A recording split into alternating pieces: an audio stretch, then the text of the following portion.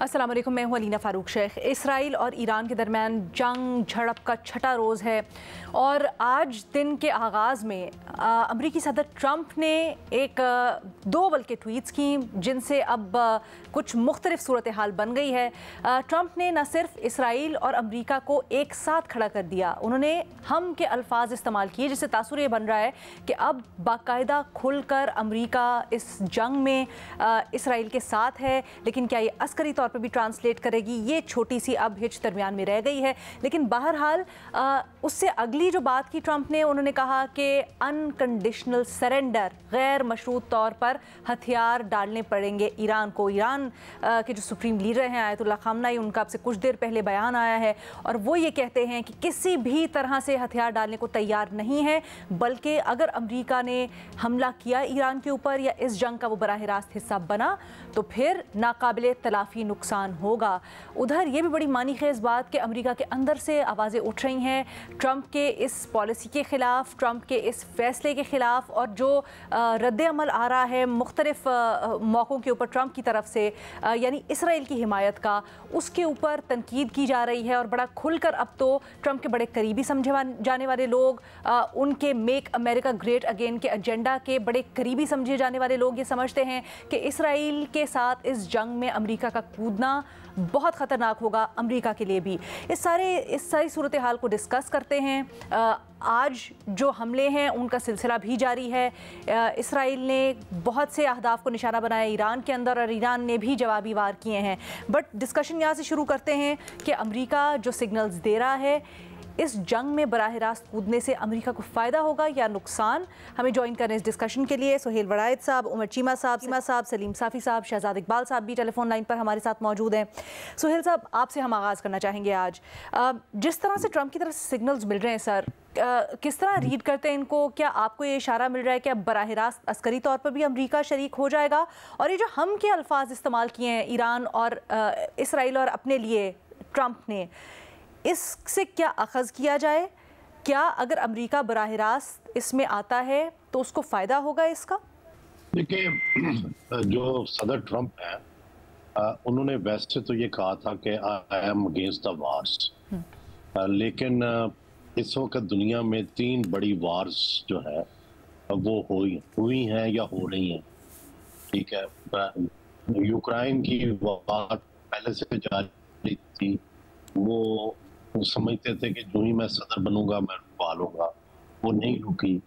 दूसरी पाकिस्तान और इंडिया की जंग हुई जिसमें उनका रोल था और रुकवाने में भी डेफिनेटली उन्होंने किरदार अदा किया, लेकिन आगे कोई मुझे नहीं लगता कि अगला जो रोल है वो मिलेगा, क्योंकि इंडिया इसके गया।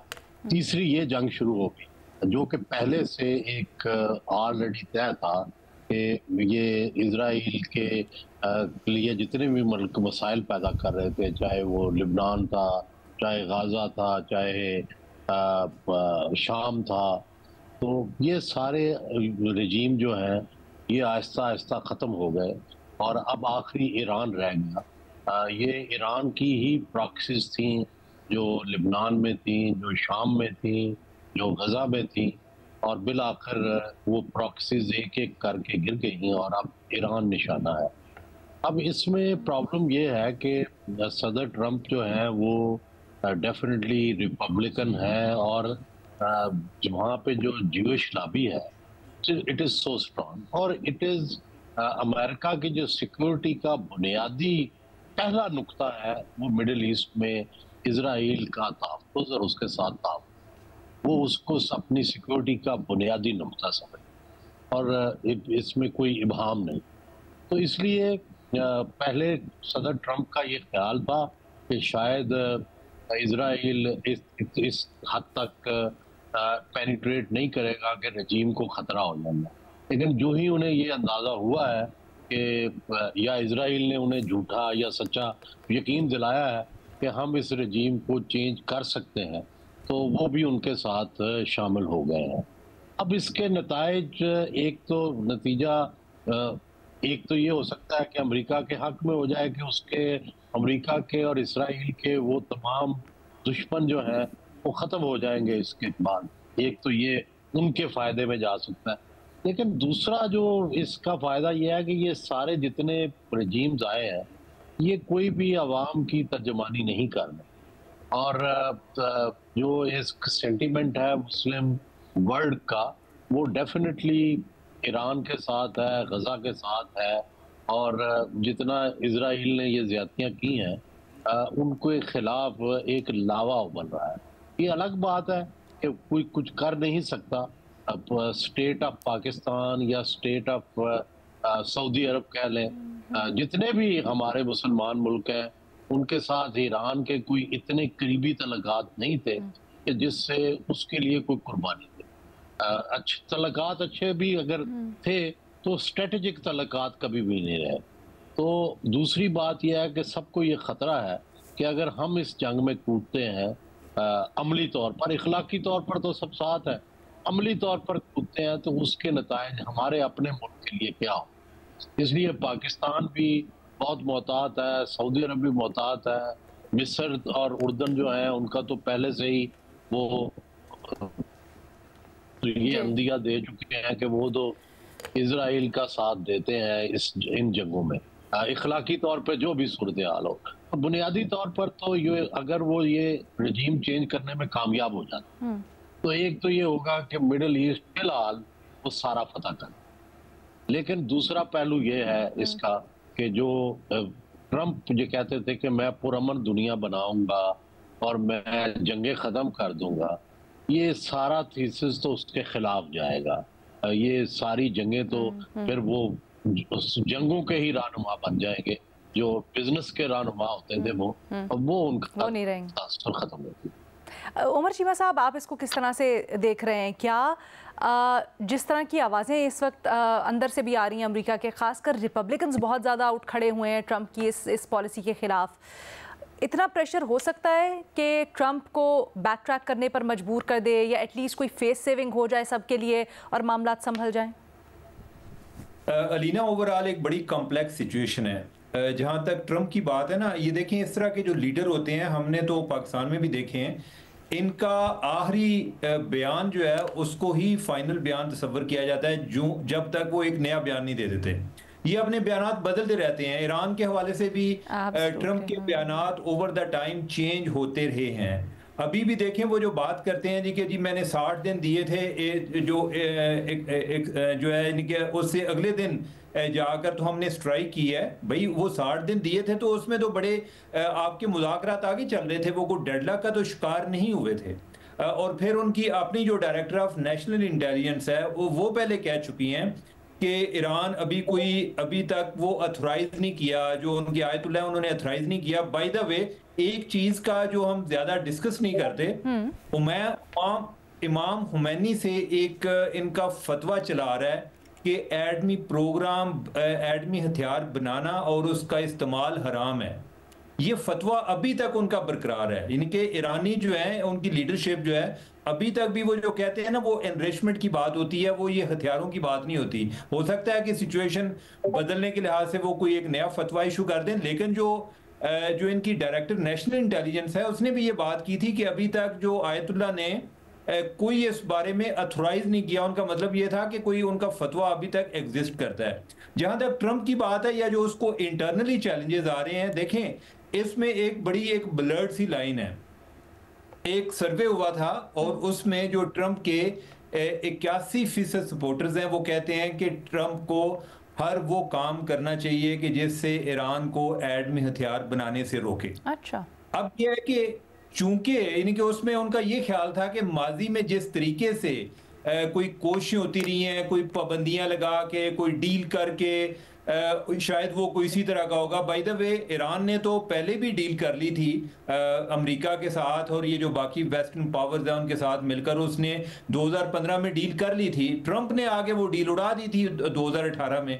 अभी से दोबारा कर रहे हैं। तो मैं ये समझता हूँ कि जो उधर की राया में उनके ज़हन में जंग का एलिमेंट नहीं था। उनके ज़हन में ये था कि जंग के अलावा उसको पनिश करने का कोई भी तरीका हो, लेकिन उनको एटमी हथियार ना बनाने दिया जाए।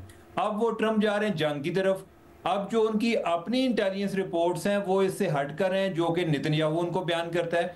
और ये उनके लिए जो उसका सारा नैरेटिव है उससे हटके जा रही हैं। उधर बहुत ज़्यादा इस मामले में तशवीश भी पाई जाती है, लेकिन ये इनको ये तसल्ली दे रहे हैं नेतन्याहू के नहीं कि हम जो है अपने मकसद में कामयाब हो जाएंगे। देखें ये सूरत हाल ऐसी है कि 9/11 के बाद भी तालिबान को जब रजीम चेंज हुआ वो तो उसमें तो कुछ ज़्यादा देर नहीं लगी, यानी कि वो बम्बार्डमेंट करके उन्होंने सब कुछ कर लिया, लेकिन उसके बाद अमेरिकन 20-21 साल लगे रहे, वो किसी को कोई स्टेबिलिटी नहीं ला सके, बल्कि 20-21 साल बाद भी वो तालिबान के साथ डील करके वापस गए हैं। तो इस तरह की चीजें ये अगर वो कोई रजीम चेंज की तरफ जाते भी हैं, इतना आसान नहीं होगा। ओवरऑल ईरान के अंदर भी जो मौजूदा एक रिलीजियस एस्टेब्लिशमेंट है उसके खिलाफ बड़ा ट्रम्प तो खुद रिकॉर्ड पे है ना, वो इस चीज का इतराफ करते हैं कि उनसे पहले वाली जो एडमिनिस्ट्रेशंस थी उन्होंने कितनी बड़ी गलती की, ये सारी की सारी जंग जो अफगानिस्तान में थी उसमें हिस्सा लेकर और उस सारे एक तरह से कहें खोल कर कट्टे को खोल के। ट्रम्प तो इस बात का कई दफ़ा इतराफ़ करते रहे ना।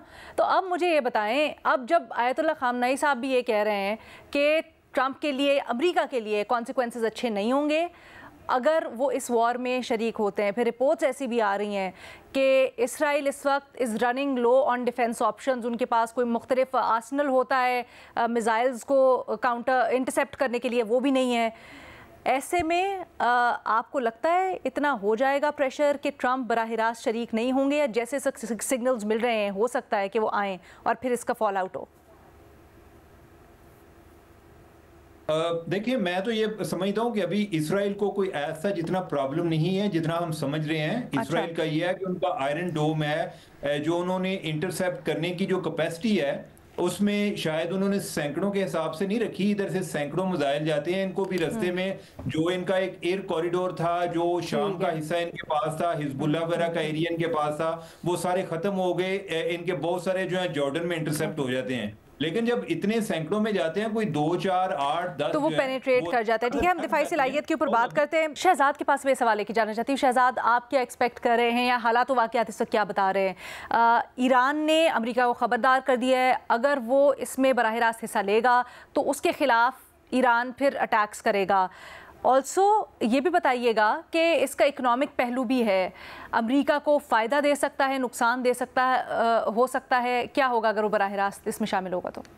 बहुत शुक्रिया अलीना। जैसा अभी इत्तलात आ रही है कि अमेरिका ने इंडिया दे दिया है और वो इस जंग में शामिल हो सकता है बराह रास्त। उनकी नेशनल सिक्योरिटी की मीटिंग भी, जिस तरीके के प्रेसिडेंट डोनाल्ड ट्रंप के ट्वीट है जिसमें वो ये भी खबरदार कर रहे हैं कि जो सुप्रीम लीडर है ईरान के उनको भी निशाना बनाया जा सकता है, लेकिन फिलहाल नहीं बनाया जाएगा।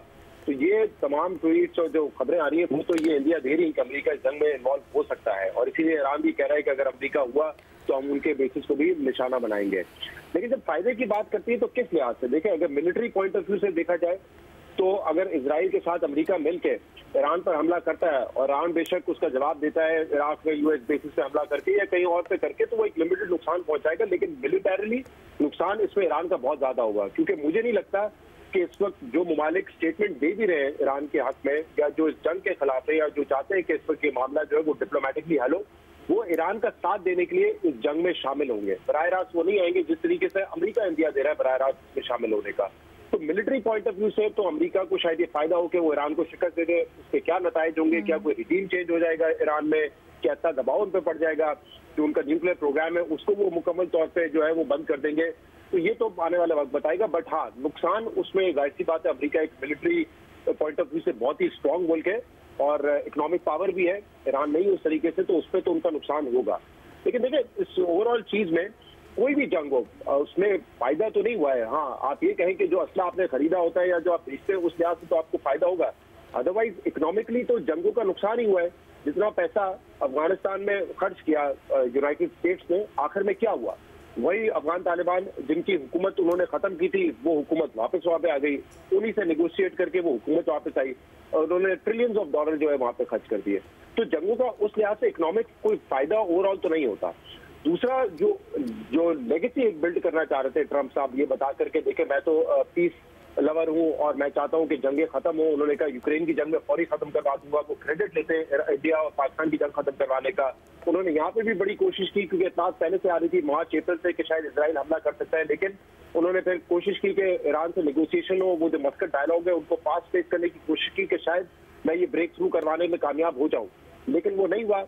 तो अब वो शायद जंग में पढ़ना चाह रहे हैं। तो इससे मुझे लगता है कि उनकी पर्सनली वो चाहते थे कि मैं जाना जाऊं, मुझे नोबेल मिल जाए इस हवाले से कि मैं पीस लवर हूं और पीस मेकर हूं। वो तो फिर उनके हाथ से चला जाएगा, क्योंकि ये एक जंग जो है बड़ी खौफनाक किस्म की होगी, इसमें तबाही होगी, इसमें जानों का ज़िया होगा। दूसरा, जो उनके ऊपर प्रेशर आ रहा है इस वक्त, रिपब्लिकन का भी हो या उनके जो हार्डकोर वोटर है, कि आपने तो वोट हमसे लिया था ये कहकर के आप जंग बंद करवाएंगे और जो पैसा है अमेरिका का वो अमरीकियों पे खर्च होगा, तो उसकी भी वो नफी करेंगे।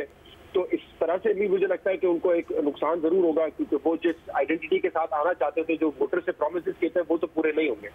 लेकिन इन सब चीजों में आप ये देखें कि एक चीज बड़ी वाज़ेह है कि अमेरिकन प्रेसिडेंट, जिसको हम कहते हैं कि वो दुनिया की ताकतवर तरीन शख्स होता है, और जिस तरीके से ट्रंप इलेक्ट हुए अपनी स्टैब्लिशमेंट को शिकस्त देके, डेमोक्रेट्स को शिकस्त देके, उसमें तो कहा जा रहा था कि इन्होंने बहुत ज्यादा पॉपुलैरिटी गेन कर दी है। आप ये सोचें कि वो प्रेसिडेंट भी इजरायली स्टैब्लिशमेंट के हाथ जो है वो कुछ नहीं कर सकता। अगर इजराइल जैसा ज्योग्राफिकली पॉपुलेशन वाइज छोटा मुल्क भी ये चाहता है कि मैंने जंग कर रही है ईरान से, और बेशक वो थोड़ा टाइम दे देता है अमेरिका को कि आप नेगोशिएट करें, लेकिन इवेंचुअली अगर वो चाहता है कि मैं ये यूनिलैटरली शुरू करूंगा जंग, और कुछ ना कुछ करके अमेरिका या तो मुझे सपोर्ट करेगा या मेरे साथ खड़ा होना पड़ेगा या शायद एक्टिवली इन्वॉल्व करना पड़े, तो वो करेगा। बोलना मैं ये चाह रहा हूँ कि आप ये देखिए कि वहां पे भी जो स्टैब्लिशमेंट है, एक तो हम कहते हैं ना कि मिलिट्री स्टैब्लिशमेंट होगी अमेरिका की, वो छोड़ दें आप, लेकिन जो इन्फ्लुएंस है इजराइल का वो इतना ज्यादा है कि डोनाल्ड ट्रंप जैसा शख्स जो कि पॉपुलर मैंडेट लेकर आया है, जो जंगे बंद करना चाहता है, जो नहीं चाहता था ईरान के साथ जंग हो, वो भी अब उनके हाथों मजबूर नजर आ रहे हैं, क्योंकि प्रेशर इतना बिल्ड हो रहा है कि कहीं ना कहीं वो भी एक्टिवली इन्वॉल्व होने का सोच रहे हैं। एब्सोल्युटली। सलीम साफ़ी साहब, अगर हम यहाँ से बढ़ें आगे, एक तो हमें ये बताइएगा आयतुल्लाह ख़ामनेई का ये कहना कि हम सरेंडर नहीं करेंगे बल्कि रिटेलिएट करेंगे, आपको लगता है इस वक्त यही एक्सपेक्टेड था कमोबेश रिस्पांस, या फिर ज़्यादा बेहतर होता अगर वो कहते कि हम आ जाते हैं टेबल के ऊपर, कोई ना कोई डील कर लेते हैं या बैक चैनल कुछ इंगेजमेंट कर लेते हैं? दूसरा, अगर यहाँ से हम आगे बढ़ें, क्या फेस सेविंग हो सकती है सबके लिए, अगर 2 मिनट के लिए पॉसिबिलिटीज़ को वेन करें तो? देखिए, ईरान का बहुत ज़्यादा नुकसान हुआ है, इंसानी जानों की सूरत में भी और अमलाक की सूरत में भी और इंस्टॉलेशंस की सूरत में भी इस जंग के दौरान।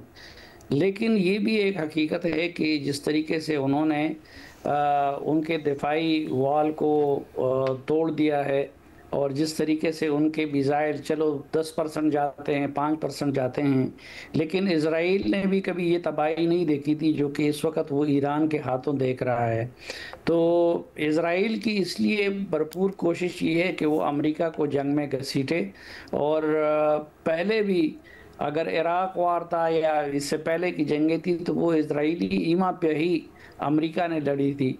और जिस तरह पहले बात हो रही थी, बदकिस्मती ये है कि अमेरिका के अंदर इजराइल का रसूख इतना है कि वो कोई भी सदर हो, कोई भी किसी भी पार्टी की हुकूमत हो, तो वो उनसे लाइन लेते हैं, और अपनी तरजीहात की बजाय ये वाहिद मुल्क है कि जिसके लिए अमरीकी अपने कौमी मफादात के शायद बाद में सोचते हैं और पहले वो इजराइली मफादात के सोचते हैं। तो अभी इजराइल की ये कोशिश है, आज उसकी बात भी हुई है डोनाल्ड ट्रंप से, कि इस जंग को मंतकी अंजाम तक पहुंचाने के लिए अमेरिका उसमें कूद पड़े, और अगर अमेरिका उसमें कूदता है तो वक्ती तौर पर तो ईरान को बहुत ज़्यादा नुकसान उठाना पड़ेगा, लेकिन वो किसी सूरत में भी मसले का हल नहीं हो सकता। आखिर में जिस तरह इससे पहले उमर चीमा ने मिसाल दी अफ़गानिस्तान की, तो अफ़गानिस्तान में 20 साल अमरीकी लड़े, और जिस तरह तालिबान आए नज़रियाती लोग थे, इसी तरह ईरानी भी नज़रियाती कौम है, तो वो किसी भी सूरत में इस जंग को जल्द ख़त्म नहीं होने देंगे, और आखिर में फिर जब हिसाब किताब होगा तो अमेरिका को भी नुकसान उठाना पड़ेगा। और सबसे बड़ी बात तो अभी डोनाल्ड ट्रंप के इमेज की है। वो मैन ऑफ पीस बनना चाह रहा था और हमारे वज़ीर आज़म साहब ने भी उनको मैन ऑफ पीस कहा था, क्योंकि यही वाहिद जंग थी पाकिस्तान और इंडिया की जिसमें डोनाल्ड ट्रंप और अमेरिका ने सालिसी की और जिसमें उन्होंने जंग बंद करवा दिया। लेकिन जिस तरीके से चीन ने कहा है कि अमेरिका का इस वक्त का जो रवैया है, तो वो आग के उस पर तेल चढ़क रहा है अब ईरान में। और रूस ने भी आज खबरदार किया है कि अमेरिका उसमें शामिल होने से बाज रहे। तो मेरे ख्याल में एक तरफ अमेरिका के लिए ये फैसला, अगर इजरायली दबाव को देखा जाए तो ये बात यकीनी नज़र आती है कि अमेरिका इस जंग में कूद पड़ेगा। लेकिन दूसरी तरफ अगर डोमेस्टिक जो खिलाफ आवाज़ें उठ रही हैं या फिर रूस और चीन और इस तरह के ममालिक की कोशिशें हैं, उसको देखा जाए तो फिर अमेरिका को जंग में नहीं कूदना चाहिए। बट सर, आप रूस और चीन की बात कर रहे हैं, उनकी कोशिशों की, क्या उस तरह से वो फ्रंट पे, हमने कल भी ये डिस्कस किया, बट वो उस तरह से खुलकर तो नहीं आए और ना ही ऐसा कुछ इंदिया मिल रहा है कि वो आएंगे। देखिए, मजम्मत तो दोनों ने की है, जंग की और जारहिया की मजम्मत चीन ने भी की है, रूस ने भी की है, और हत्ता कि तमाम अरब ममालिक ने भी, तकरीबन तमाम अरब ममालिक, सऊदी अरब ने की है, यूएई ने मजम्मत की है, और अब वो कुछ एक्टिव भी हो गए हैं। रूस का कहना है कि उसका इजराइल के साथ भी राब्ता है और ईरान के साथ भी राब्ता है, और रूस ये कहता है कि अभी तक इजराइल की तरफ से कोई उनको पॉजिटिव साइन नहीं मिला है कि वो सालिसी कर लें। लेकिन इसी तरह आज यूएई के सदर ने भी रूस के सदर से बात की है। तो दरूनी खाना सफारती कोशिशें सब ममालिक कर रही हैं। बट आपको लगता है वो रंग लाएंगी? इस वक्त सिफारती कोशिशों का टाइम बचा है? देखें, जिस तरह मैंने अर्ज़ किया कि बेशक ईरान को बहुत ज़्यादा नुकसान उठाना पड़ा है, लेकिन उसके साथ साथ इज़राइल का भी इतना मामला सीधा साधा नहीं है और इतने आराम से इज़राइल भी नहीं बैठा है। रोज़ाना कुछ मिसाइल उन तक पहुंच जाते हैं और इज़राइल बहुत छोटा सा इलाका है, उसमें उस जंग की शिद्दत ज़्यादा। सर, बिल्कुल सही कह रहे हैं, लेकिन इस वक्त ऐसे लग रहा है कि इज़राइल बैंक कर रहा है अमेरिका के ऊपर और उसके साथ किसी ना किसी तरह से वो आ जाए। जिस बैकड्रॉप में हम बात करें, वहाँ पर अब से कुछ देर बाद एक बड़ी अहम मुलाकात भी होने वाली है अमेरिका के अंदर। क्या वहाँ पर भी कोई इस सिलसिले में, यानी इज़राइल और ईरान की जंग के सिलसिले में बात हो सकती है? क्या एक्सपेक्टेशंस होनी चाहिए? एक छोटी सी ब्रेक लेते हैं, फिर मज़ीद डिस्कस करते हैं। Welcome back. ईरान और इस्राइल की झड़प और इसने जो अब ख़तरनाक मोड़ ले लिया है उसकी तरफ हम बात कर रहे हैं। बट एक बड़ी अहम डेवलपमेंट हो रही है जिस तक हम बात कर रहे हैं और सिफारती कोशिशों की बात कर रहे हैं। आज पाकिस्तान के वज़ीर आज़म ने भी कहा कि मुस्लिम उम्मा को कुछ सिफारती तौर पर बढ़कर ईरान के लिए करना चाहिए, कोशिशें तेज़ करनी चाहिए। सुहेल वड़ायत साहब, अमेरिका में अब से कुछ देर बाद एक बहुत अहम लंच होने वाला है हमारे फील्ड मार्शल के साथ, सदर ट्रंप का। आपकी क्या एक्सपेक्टेशंस हैं? क्या उसके अंदर ये मामला ज़ेर गौर आएगा और क्या वहाँ पर कुछ ना कुछ सिफारती गुंजाइश मौजूद है इस मामले के अंदर? डेफिनेटली ये मामला तो ज़रूर, क्योंकि इस वक्त टॉप इशू यही है, और डेफिनेटली ये मामला तो ज़रूर ज़ेर बहस आएगा। और पाकिस्तान चूँकि सरहद पर वाक़या है ईरान की, तो इसलिए भी ये ज़रूर होएगा। और तीसरी बात यह है कि पाकिस्तान वाहिद मुस्लिम मुल्क है जिसके पास एटम बम है, न्यूक्लियर है।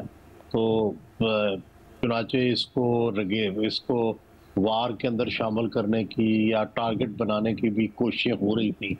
आपने देखा कई फेक न्यूज़ चल रही थी, कई ऐलानात चल रहे थे, लेकिन पाकिस्तान ने बड़ी होशमंदी से हमेशा जो इस तरह का इश्तियाल अंगेज़ी है या इस तरह की जो शरारत है उसको नाकाम बनाया। पाकिस्तान को ज़ाहिर है एक जिम्मेदार स्टेट के तौर पे लोगों के सामने अपने आप को पेश करना है, और मेरा ख्याल है कि डेफिनेटली पाकिस्तान भी चाहेगा कि ये जंग जो है ये सर, वैसे और चाहना और क्या पाकिस्तान के पास इतनी ताकत या असर है इस वक्त कि उसकी बात सुनी जाएगी और ख़ासकर ट्रंप बात सुनेंगे?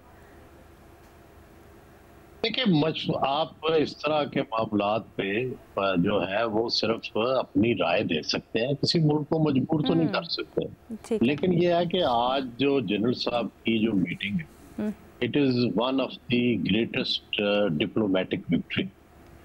और वो इसलिए कि आप जंग के बाद इंडिया को हरा के और आप फील्ड मार्शल का खिताब लेके अमेरिका गए हैं, और वहाँ जो कि प्रेसिडेंट्स को और प्राइम मिनिस्टर्स को टाइम नहीं देते, उन्होंने उन्हें लंच पर मदऊ किया है।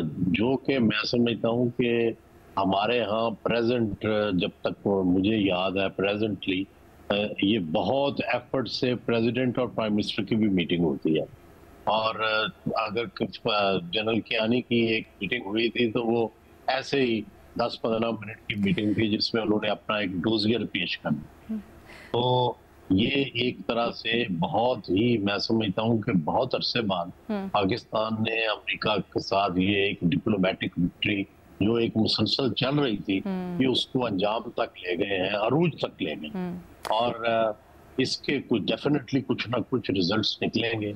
ये तो नहीं होता कि कोई आप मीटिंग कर लें और फिर उस मीटिंग से जो है कुछ निकले ना, ये नहीं हो सकता। सर बात तो आप ये है जी जी जी जी मैं ये कह रहा हूँ कि डेफिनेटली ईरान का मामला भी होगा, लेकिन हमारा इजराइल पे कोई इन्फ्लुएंस नहीं है।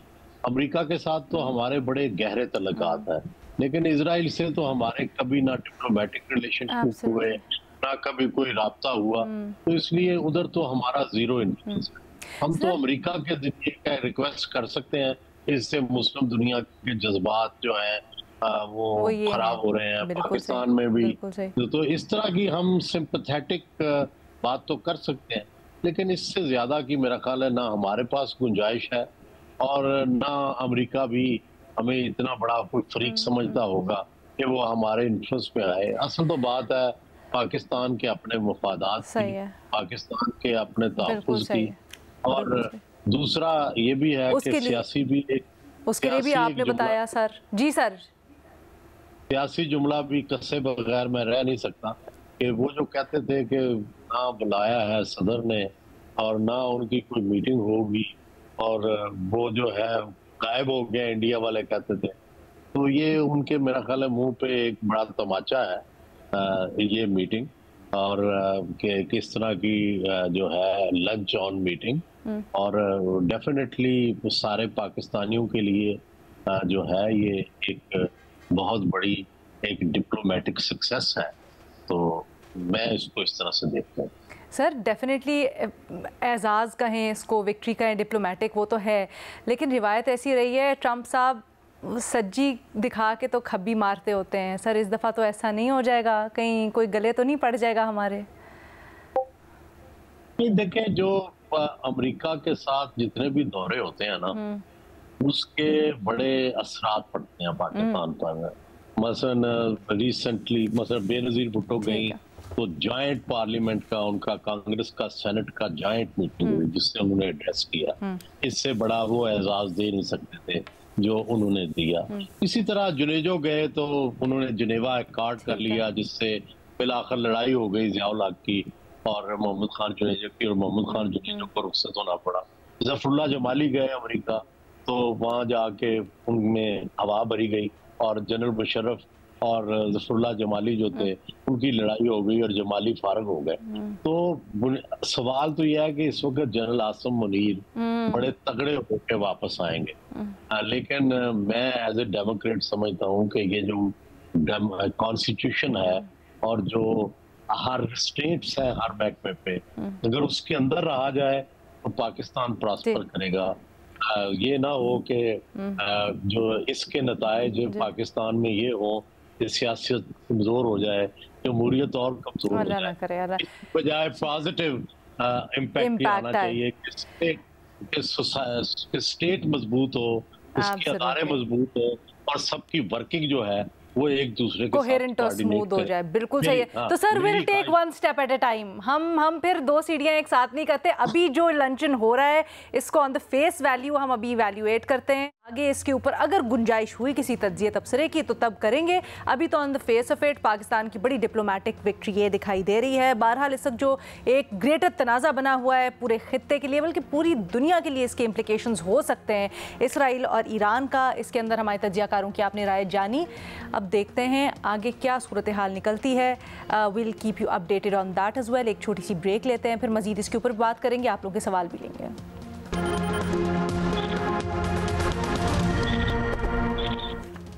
Welcome back. हमारे तज्जियाकारों के लिए आपने सवालात भेजे, उनके सामने रखते हैं। उमर शीमा साहब, आपसे पूछा जा रहा है कि इस्लामी ममालिक क्या किसी लेवल पर ईरान और इसराइल की जंग पर सिफारती मुदाखलत कर सकते हैं? सूरत हाल में तब्दीली के लिए इन ममालिक को क्या करना चाहिए, क्या लाहे अमल होना चाहिए?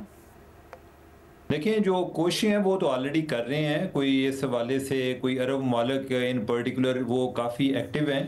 वो दोनों साइड से दोनों तरफ राब्ते में हैं। कुछ ऐसे भी हैं अरब ममालिक के जिनके इसराइल के साथ भी ताल्लुकात हैं और दूसरी तरफ ईरान के साथ भी हैं। और वैसे भी इन कुछ सालों में, हालिया सालों में मुत्तहिदा अरब अमारात, कतर और सऊदी अरब ये तो अपनी पोजीशन, अपना profile as a peace builder promote कर रहे हैं कि जो भी कोई मुज़ाकरात होते हैं दो मुतहारफ फ़रीक़ों में तो वो इनके पास आकर होते हैं। पहले कतर की भी, कतर में जो अफ़गानिस्तान और अमेरिका के भी मुज़ाकरात उधर ही होते रहे, या जो हमास के और इजराइल के मुज़ाकरात जो है वो कतर में होते रहे। तो वो अभी भी अपने लेवल पर कोशिश कर रहे हैं, लेकिन मेरे ख्याल इससे ज़्यादा वो कर नहीं सकते। अब देखें, जो इत्तेहादी हैं, एक तरफ इसराइल के इत्तेहादी हैं, यूरोप में बैठे हुए हैं या अमेरिका में बैठे हुए हैं, तो वो उनके पास वेपन भी हैं, रिसोर्सेज भी हैं। इधर जो है इनके ईरान के कोई मामलात, इसके भी कोई सलूक अच्छा नहीं रहा अरब ममालिक के साथ। और दूसरा ये है कि अगर होता भी तो इनके पास कोई ऐसा कोई मिलिट्री पावर तो है नहीं कि कोई उस तरह से इसकी मदद करते। यही है कि कोई डिप्लोमेटिक सफारती लेवल पर तो अपने लेवल पे वो कोशिशें कर रहे हैं। ठीक है, बहुत शुक्रिया चीमा साहब। सलीम साफी साहब, अगला सवाल आपके लिए। कल नेतन्याहू ने धमकी दी है खामनेई साहब को कत्ल करने की। इसके ऊपर पूछा जा रहा है क्या ये बैनुल-अक़वामी कवानीन की खिलाफ वर्जी है और क्या कोई आलमी इदारा इस सिलसिले में कार्रवाई कर सकता है? बिल्कुल, ये बैनुल-अक़वामी कवानीन की खिलाफ वर्जी है। ये डिप्लोमेटिक नॉर्म्स की भी खिलाफ वर्जी है, ये जंग के उसूलों की भी खिलाफ वर्जी है और इंसानियत की और खिलाफ वर्जी तो है ही है। और इससे पहले एक अटैक तो उनके घर पे किया गया था उनकी तरफ से, और फिर ये कहा जा रहा था उस वक़्त कि अमेरिकी सदर ट्रंप ने वक्ती तौर पर इजराइल को इस काम से मना किया था। और अब ट्रंप खुद भी कह रहे हैं कि हम उनको निशाना बना सकते हैं, लेकिन ये है कि हम अभी उनको निशाना नहीं बनाना चाहते। तो बहरहाल जो धमकी की हद तक भी है, और अभी नेतन्याहू तो ये कह रहे हैं कि वो भी हमारे निशाने पे हैं। तो ये जितने भी मैंने आपको बता दिए, इन सब की खिलाफ वर्जी है। लेकिन बदकिस्मती से माजी में इस तरह के जब उसूलों की खिलाफ वर्जी होती थी तो यूएन का इदारा होता था या कुछ और इदारे होते थे जिनसे रुजू किया जाता था। आजकल उन इदारों को इजराइल और अमेरिका की पॉलिसियों ने अमलन गैर मौसर कर दिया है, और उनसे हमें कोई तवक्को नहीं है कि इसकी बुनियाद पे वो इदारे इजराइल के ख़िलाफ़ या अमेरिका के ख़िलाफ़ कोई कार्रवाई कर सकेंगी। सर, वैसे इस तरह का अमेरिकी सदर का बयान आना कि हमें पता है तुम कहाँ, हम तुम्हें छोड़ रहे हैं बट तुम्हारे पीछे हैं, ये चीन, रूस, दीगर ममालिक, इवन इस्लामी दुनिया, उनके लिए कितना अलार्मिंग है? क्या वो भी नहीं इस वक्त उठ खड़े होंगे? नहीं, देखें, उनके हर किसी के उठ खड़े होने का अपना वक्त होता है और अपना टाइम होता है, और चीनी तो इस मामले में बहुत ज़्यादा मुहतात हैं। उन्होंने देखे पिछले अरसे में कितने तनाज़ात से अपने आप को बचा के रखा, और ख़ुद उनके जो ताइवान का मसला है और उस पे उन्होंने कितने सब्र से काम लिया।